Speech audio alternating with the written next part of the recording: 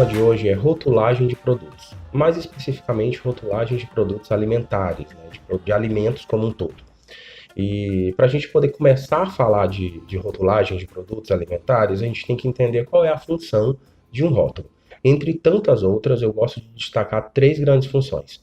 A primeira delas é a função de informar o consumidor, garantir que no rótulo o consumidor tem acesso a todas as informações que ele precisa para poder decidir a sua compra, né, e informações gerais sobre o produto, como usa, né, o que faz, em que é aplicável e tudo isso.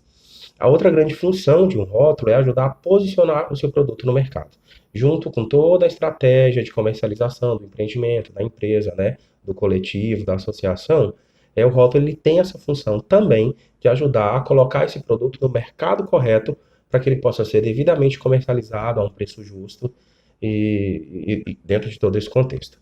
E a terceira grande função de um rótulo é ajudar a fortalecer a identidade, seja a identidade de uma marca, né, a identidade de uma comunidade que produz. Ele tem essa função de transmitir o valor, né, os valores, na verdade, do empreendimento que o produz e do produto como um todo. Dito isso, é muito importante que a gente também entenda que aqui a gente não vai tratar de produtos no geral. Existem vários formatos de rótulo, mas a gente vai tratar especificamente de rótulo de produto pronto, de produto que vai estar exposto na prateleira de um centro público de economia solidária, de um supermercado, de um empório, um local que o cliente tenha acesso direto ao produto. Quando a gente fala em feira, quando a gente fala em venda direta ao consumidor, o próprio agricultor, a própria agricultora, a extrativista, eles cumprem essa função, na verdade, né, de ser o rótulo do produto. Ali na hora que o cliente vai comprar, ele pergunta o que tem ali dentro, né, como é que esse produto é feito, quais são as condições higiênico-sanitárias, ele é bom com o que, ele fica bom, né? Então, de certa forma, em um mercado mais informal, mais local, o agricultor, a agricultora, né, o extrativista, a extrativista, eles acabam cumprindo esse papel do rótulo, né, como um todo. Todo rótulo ele segue uma legislação específica. Existem marcos regulatórios que estabelecem como o rótulo deve ser, aonde que determinada informação deve estar, que tipo de informação tem que estar no produto, e são basicamente dois tipos de legislação. A primeira delas é o que a gente chama de legislação mais horizontal, que é geralmente dada pela Anvisa e que estabelece uma regra padrão que todos os rótulos têm que seguir, dizer quantidade do produto que tem ali naquela embalagem, o prazo de validade, o nome do produto específico, quem produz, um serviço de atendimento ao consumidor e por aí vai, né? E aí a gente tem outros tipos de legislações que a gente chama de legislações mais verticais, que são legislações específicas, que trazem regulamentos técnicos, tipo assim, você já viu numa embalagem de arroz, tipo farinha de mandioca, classe seca. Isso são legislações específicas, tratadas em instruções normativas específicas, que dependendo do tipo de produto, ele tem que atender no seu rótulo ou não. Outra questão fundamental de ser entendida quando a gente fala em rótulo de produto alimentar é qual tipo de informação deve estar contida no rótulo.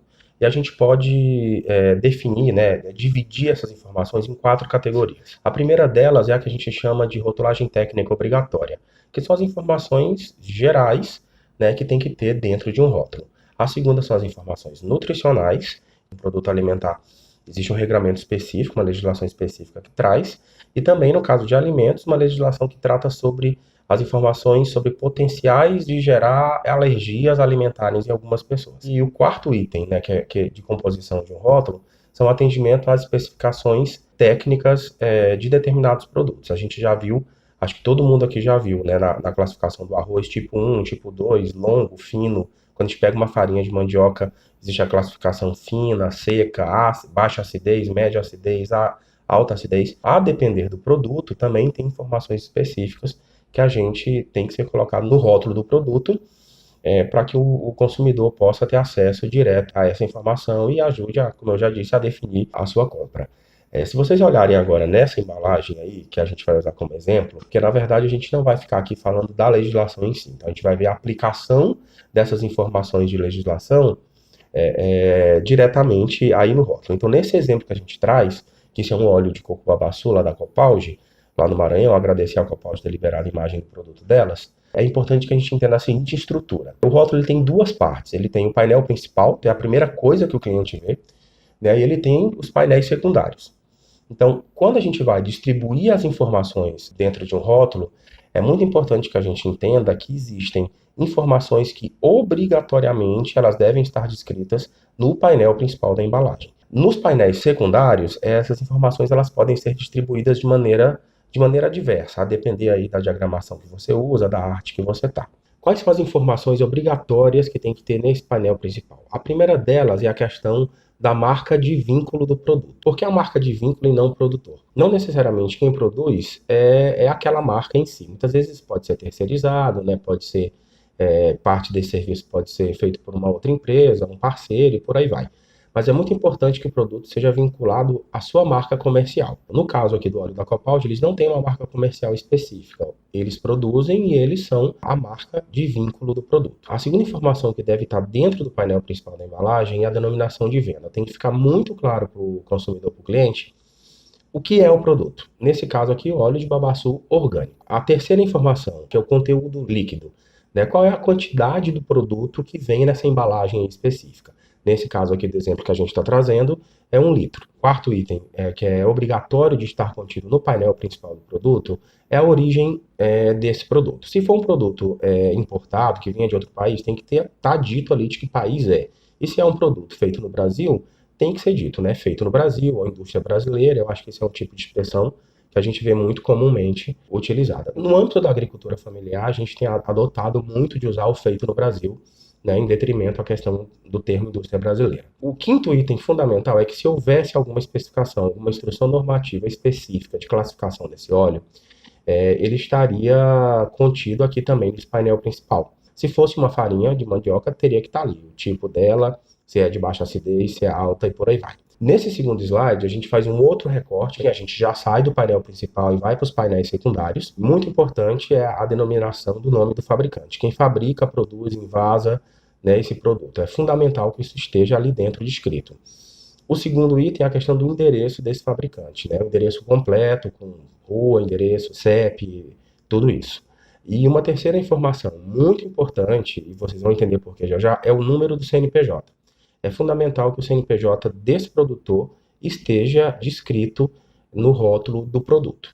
Ainda andando um pouquinho pelos painéis secundários aí da embalagem, a gente pode verificar a indicação de uso do produto, para que ele serve, a cooperativa descreve como que o produto deve ser usado, o lote e a validade do produto. Nesse caso, nesse exemplo que eu estou dando para vocês, o processo de marcação do lote ele é automatizado, então tem ali a informação, né, validade lote e veja a marcação. Então essa informação do lote e da validade final do produto, né, o prazo final de validade, ele vai estar impresso ou na tampa, ou no fundo, ou em alguma outra parte da embalagem específica.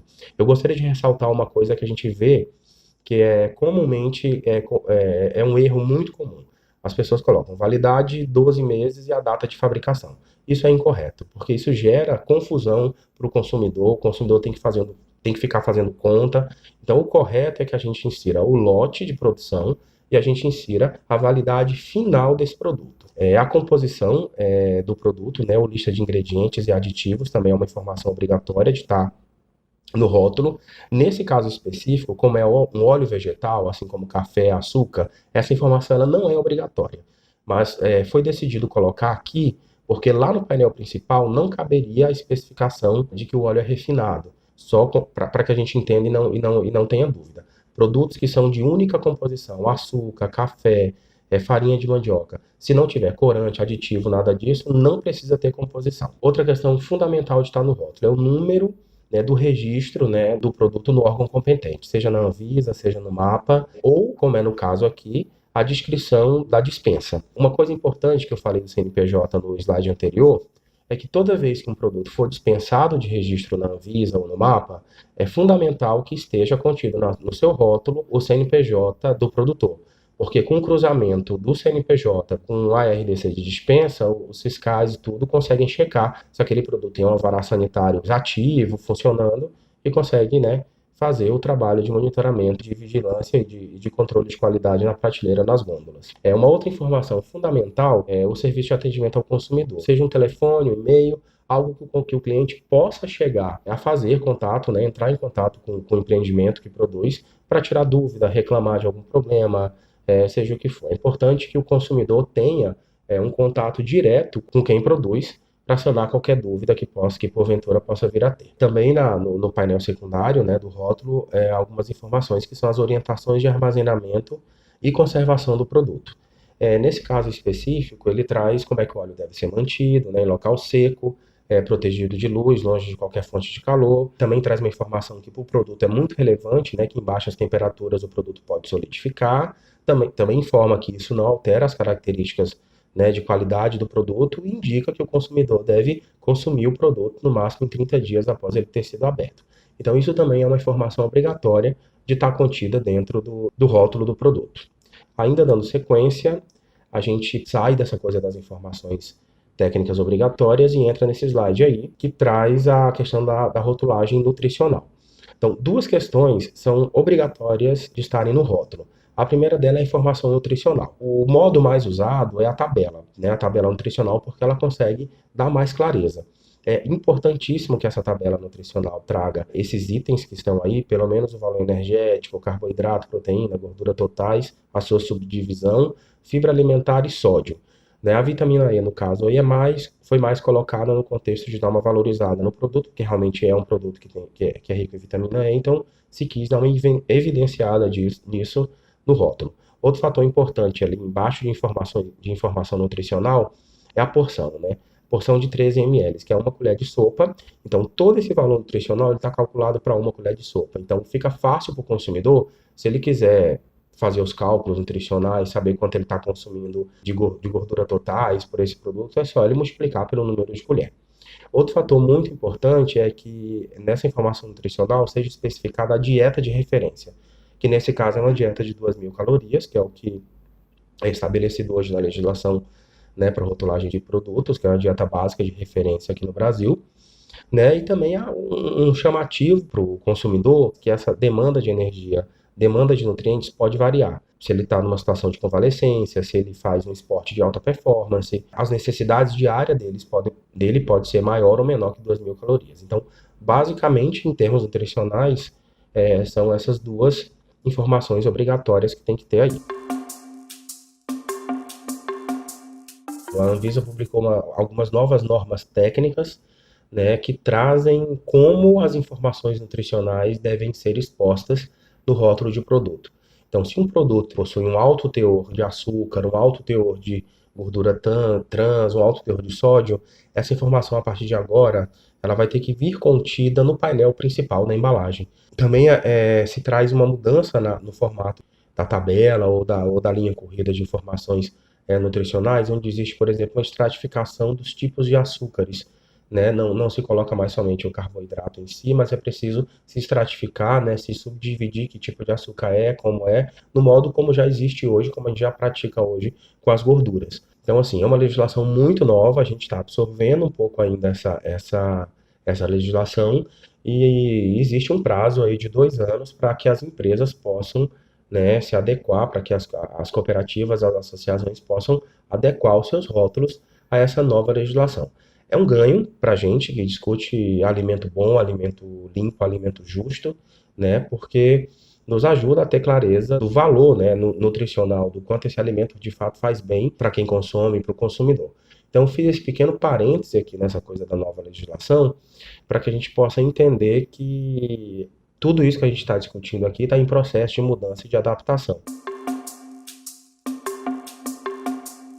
Quando se começou a discutir isso sobre a questão das pessoas que têm problema com glúten, as pessoas que são portadoras de doença celíaca, a informação de que existe ou não glúten naquele produto. Então, nesse caso específico do óleo de babaçu, ele não contém glúten. Né? Então, está lá específico que não contém glúten, se houvesse, teria que estar explícito contém glúten. A outra questão que está tracejado de amarelo ali é sobre a questão do potencial alergênico. Então, se essa fábrica de óleo de babaçu, ela fosse uma fábrica comum que processasse outros óleos, de soja, de granola, de qualquer outra coisa, a gente obrigatoriamente teria que colocar ali alérgicos, como eu dou no exemplo, né, alérgico pode conter traços de amendoim, né, especificamente se a cooperativa em questão aqui processasse óleo de amendoim, por exemplo, lá na sua unidade. Mas como isso não acontece, da fábrica lá da cooperativa que produz esse óleo só é óleo de babaçu, então não existe nenhum risco de que qualquer itens da lista da RDC Anvisa número 26 de 2015 possa conter traços dele dentro do produto em si.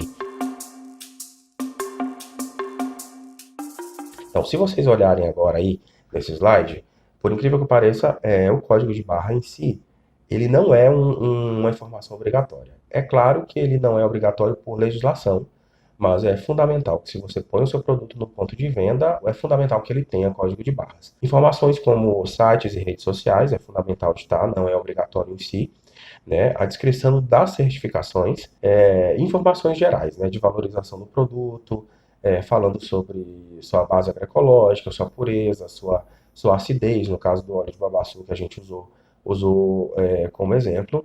E para os nossos empreendimentos, aí, com uma coisa muito mais de vínculo à questão da identidade, trabalhar a questão de informações que remetam ao consumidor à origem, né, desse produto. A origem das pessoas que produzem aquele alimento, a origem do território onde aquele alimento é produzido. A gente chama isso, tecnicamente, de inserção de informações de vínculo, né, de vínculo de origem dos produtos como um todo. Então, gente, foi muito rápido, é muito pouco tempo, mas eu espero que a gente tenha dado essa passada geral aqui. A gente está à disposição para tirar qualquer dúvida, qualquer orientação. Eu espero que vocês tenham conseguido enxergar no produto essas informações, enxergar no produto o modo como essas informações devem ser descritas. Um abraço e mais uma vez obrigado a todos e todas. Boas aulas. Sou Ivete, sou quebradeira de coco da região do Médio Meara e Maranhão. Sou colaboradora da Central do Cerrado há 10 anos. Estou aqui para falar um pouco da importância da rotulagem dos produtos para as comunidades. Então, a gente aprendeu bastante já, né, no decorrer desses anos, sobre a apresentação de produtos. As informações que devem conter no rótulo são importantes, como informação nutricional, data de fabricação, data de validade, nome do produtor, mas que recentemente a gente aprendeu também que nesses rótulos contém informações que são super importantes, que valorizam a gente lá nas comunidades, que são elementos, né, que contam, né, sobre a nossa história. Por exemplo, a gente acabou de lançar, né, a linha com novos rótulos dos produtos de babaçu e que contém esses elementos. Por exemplo, a cor lilás, ele representa a marcha das margaridas, o olho representa a luta das mulheres, a palha representa a palmeira, né, que é de onde nós extraímos né, os produtos, né, para a amêndoa, para a extração do óleo. Bem, aí sobre o processo de desenvolvimento dos rótulos, também é feito tudo de forma coletiva, é um processo bem rico, que a gente aprende muito, todo mundo junto, para a gente entender o que manda a legislação, porque assim, a gente tem que fazer inúmeras reuniões, até para a gente entender tudo, né, como funciona. Então, assim, a gente é muito grato, né, por tudo que a gente vem construindo no decorrer desses anos, por tudo que a gente aprendeu, pelo que a gente está aprendendo. E assim, a gente acredita que cada vez mais a gente vai só crescer mesmo, né? Evoluir. Porque a gente já veio de tão longe, né? E conseguimos chegar até aqui, então a gente acredita que a gente ainda pode melhorar cada dia mais. Por fim, eu gostaria de agradecer a oportunidade de estar aqui falando sobre nossa vida. Gostaria de dizer que eu tenho um orgulho de ser quebradeira de coco Babaçu e por ser de comunidade tradicional. Obrigada.